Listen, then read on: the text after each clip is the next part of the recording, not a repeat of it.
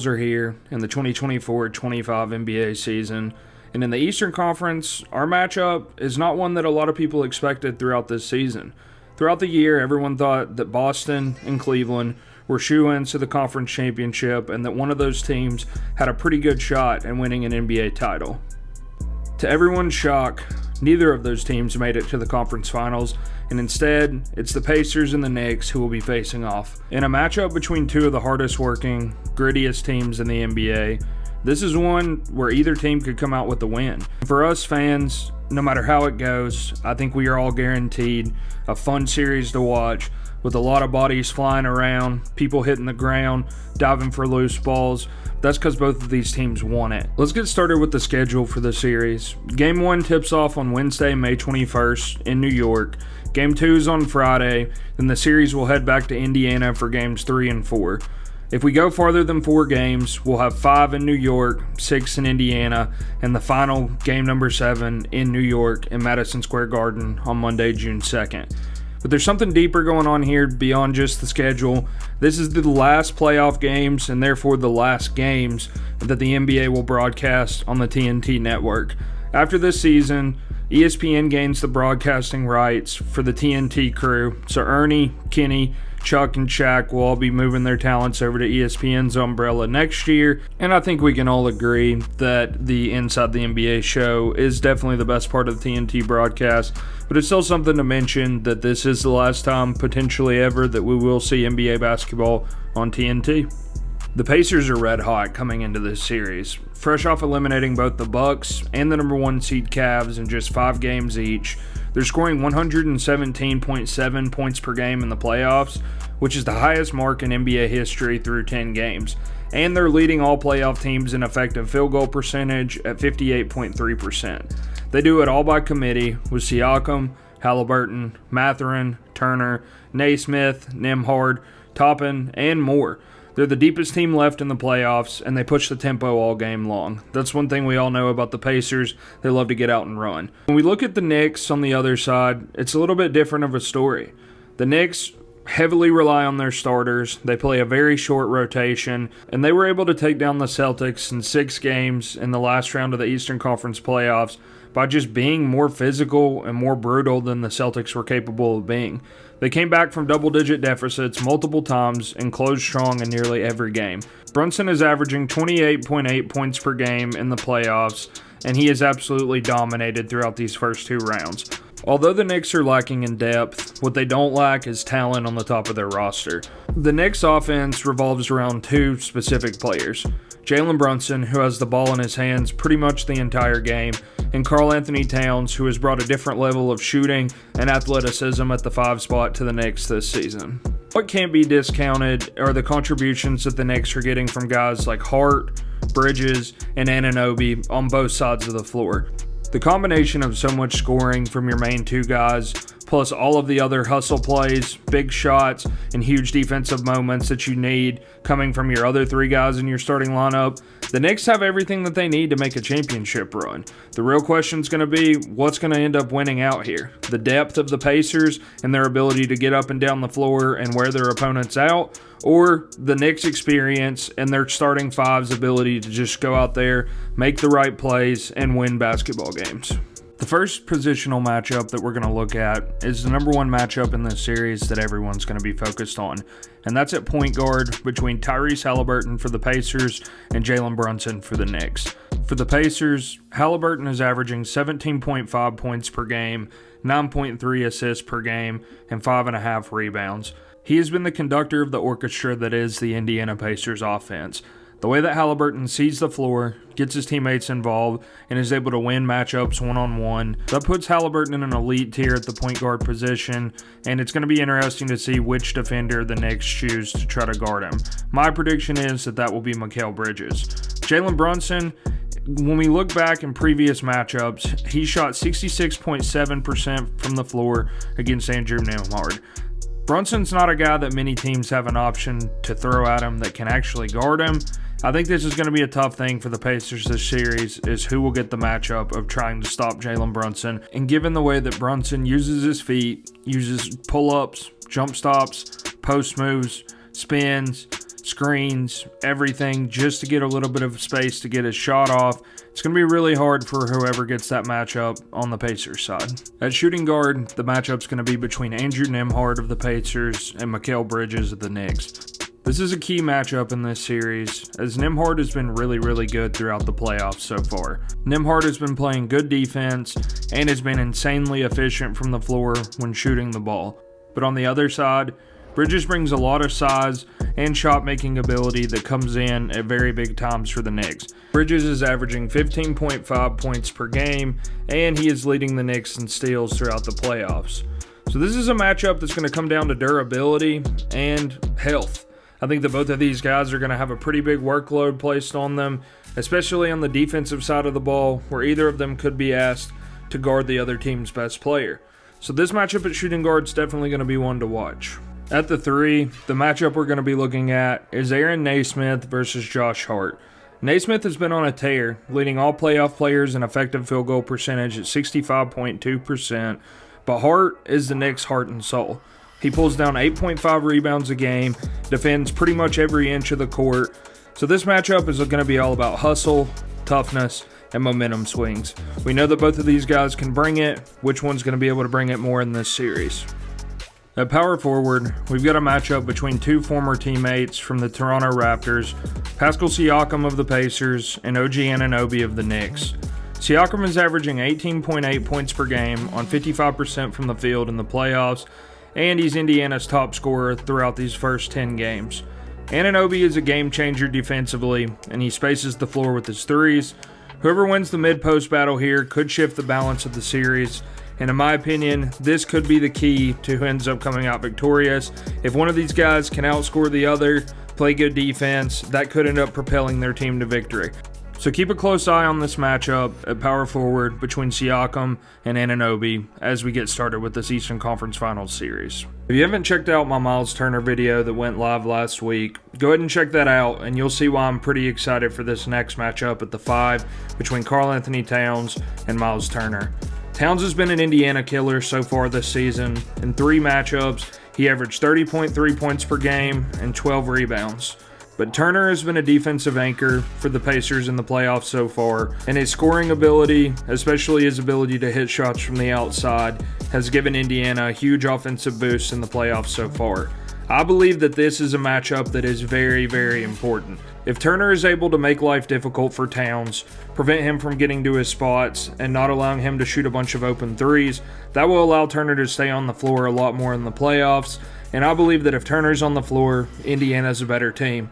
They've been able to run a lot of action through him, get him a lot of catch-and-shoot threes, and a lot of really good looks at the rim this season. But Karl-Anthony Towns, he's a beast. And the way that he can hit shots, we saw it so many times in the Detroit Pistons series in the first round. Karl-Anthony Towns can absolutely take your soul. He can put you in a deficit where you just know there's no hope of coming back with a huge 3 in a really clutch time. And this is the reason they brought him here, to give them the scoring that they needed alongside Brunson to make a run for the finals. So it's going to be very interesting. Is Turner able to slow Towns down, or will Towns have his way the same way he did in the 3 regular season matchups this season and absolutely destroy the Pacers? This one is definitely one to watch. When we look at a shooting comparison between these two teams, it is pretty clear that Indiana is a superior offensive team. They're averaging 117.7 points per game, shooting 86 times per game, and hitting 50.1% of those shots. From 3, they're attempting 34.7 attempts and shooting 40.6% on those. The Pacers are leading the playoffs in both field goal percentage and three-point percentage, and when we look at the comparison here, it's clear that the Knicks just aren't quite there. Shooting at only 44% from the floor and 35.8% from 3 in the playoffs, these numbers on paper just don't look like they can compare to the numbers that the Indiana Pacers are putting up. But what we see here is a complete contradiction of styles offensively. Indiana wins with movement, cutting, spacing, and quick passing. Haliburton finds guys like Nesmith, Siakam, and Turner in rhythm. And what we see in all the clips here is a free-flowing offense that doesn't rely on a lot of half-court sets. It's way more just movement, getting guys out in space in transition, and trying to find the open man for the open shot. What New York does is a lot more about just power and brutality. Brunson and Towns are able to isolate and go against nearly any defender that their opponent wants to throw on them. Anunoby and Bridges are great for attacking mismatches, and Hart cleans up with cuts, rebounds, and putbacks. So it'll be very interesting to see two teams with pretty contradictory offensive styles going at each other to see which one can prevail. I think that we might see a filling out process through the first two games of this series where both of these teams are trying to learn each other, how they're going to try to attack each other's matchups, weaknesses, everything like that. And then as the series goes along, I believe that we'll see more offense from both sides. Up next is going to be the hustle plays. This is where grit's going to take center stage. Both of these teams rank near the top of the league in hustle stats this postseason. Indiana is averaging 6 blocks and 6.8 steals per game with defensive activity across all 5 positions. Nembhard, Naismith, and McConnell have created chaos on the perimeter, while Turner remains a top-tier shot blocker anchoring the paint. They use full court pressure and relentless energy to wear teams down. New York is just as active on the defensive side of the ball, and they are averaging 7.8 steals a game, forcing more turnovers and creating more momentum plays than even the Pacers, which is all led by Hart and Bridges jumping passing lanes. The rotations have always been sharp, and Mitchell Robinson is once again a wrecking ball inside the paint on the defensive side of the floor. But here's the real separator: offensive rebounding. The Knicks grab 11.9 offensive rebounds per game, which is historically elite. A lot of that is thanks to Mitchell Robinson, who has been snagging nearly 40% of New York's missed shots when he's on the floor. And Josh Hart is always chipping in with those plays we were discussing earlier, whether that's diving on a loose ball or going up and getting a ball off the glass. And I think that offensive rebounding ability by the Knicks overall team, both due to their size and athleticism, as well as just their determination to go give themselves extra possessions, it's going to be something to watch. Because although some of the past few rounds we thought that there would be a lot more grit from the opponents that Indiana was forced to face, unfortunately it just wasn't there. We didn't see a lot of competition from Cleveland on the glass, and I think this will be an area where New York is able to test the Pacers in a way that they haven't been tested so far in the playoffs. When we're talking about X factors in this series, for Indiana, it's going to be their bench. They average 35.7 points per game off the bench, which is second best amongst all teams in the postseason this year. McConnell leads all playoff bench players in assists. Mathurin and Toppin both score in double figures. And Carlisle's 11-man rotation just wears opponents out, which is definitely going to be a factor to watch with the Knicks, who play a very short rotation and whose guys have already went down with a lot of minor injuries throughout the playoffs. For New York, their X factor is going to be Mitchell Robinson. When he's healthy, he changes everything. His ability to protect the rim, grab boards, switch onto guards. His impact against Boston was massive. He'll need to anchor the paint again versus Indiana's elite pick and roll. But I see a major opportunity for Robinson to get minutes this series if he's healthy and available, because although they need everything that Towns can give them offensively, I believe this could be a series where Karl-Anthony Towns gets picked on and potentially ends up in foul trouble when we're looking at his impact on the defensive side of the ball. So who do I think is going to win this series? I think this matchup is all about identity. The Knicks are going to try to slow it down, play tough, and make Brunson and Towns beat you late, no matter how far of a deficit they've been put in at any point during the game. Where the Pacers are going to want to run, wear you down, and overwhelm you with depth. I think that it's really hard to predict who's going to win this series. One of these teams, their style is just going to win. They're going to end up either the Knicks slow the Pacers down, get them in the half set, punish them with the ISO matchups, and Brunson and Towns are able to just put the team on their back, get them to victory. Obviously, with a couple big games by Hart, Bridges, and Anunoby mixed in, I think it's possible that it could go that way. I also think that it's possible that the way the Pacers run is just going to wear the Knicks down to where they are so tired by Game 5, Game 6, they're not going to have any gas left in the tank to compete. And we have to accept the unfortunate reality that the Knicks roster is holding on by a thread. And realistically, if Brunson goes down, not even with anything major like we saw with Jason Tatum, if he just went down with an ankle roll that kept him out for a week, are they going to end up just like the Golden State Warriors where everything falls apart when one guy goes out? Or, could we see that with just one of their role players? If OG Anunoby goes down for 2 weeks, or Hart rolls his ankle or hurts his shoulder and he misses the rest of the series, is this team capable of going to get guys off the bench that can fill in the way that their starters contribute to this team? They can throw McBride out there, but overall, I believe that if any injury bad luck hits the Knicks the rest of this postseason, that it might be game over for their season. It's going to be very interesting to see how this plays out. Me personally, I'm just hoping that both teams are able to stay healthy and we're able to watch 6-7 games of good basketball. My prediction is I'm going with the Pacers in 7. I think that this is going to be a series where we see multiple teams win on the road, and I have no idea where we're going to be sitting going into Game 6. But as of right now, I think that the Pacers are going to end up closing it out on the road, Game 7, Madison Square Garden in New York. So that may be a hot take. I can't see either of these teams closing out the series in any earlier than 6 at the absolute earliest. I think this is going to end up going 7, and I think in a Game 7 with these two teams, it's a complete toss-up.